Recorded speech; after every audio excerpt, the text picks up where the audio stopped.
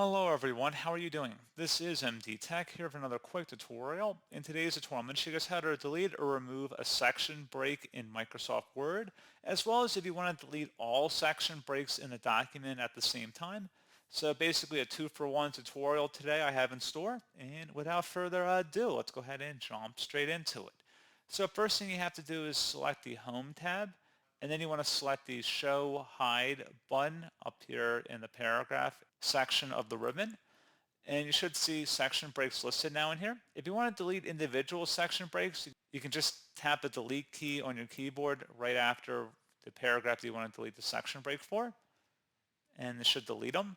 Now, if you want to remove multiple or all of the section breaks on your document, which is more appropriate for what I'm going to be showing next, you want to go again underneath the Home tab, and on the far right above Editing, select the Replace button.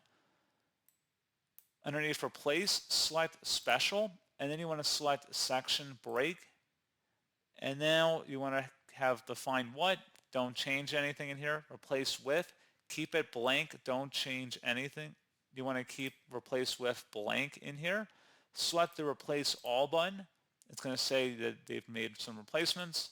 You can also go case by selecting Find Next and then just replace certain ones as you see fit. And that's pretty much it. Once you're done, you may want to hide the Show Hide for the formatting symbols. And that's all you have to do.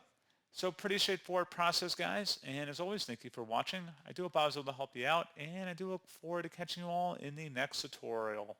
Goodbye.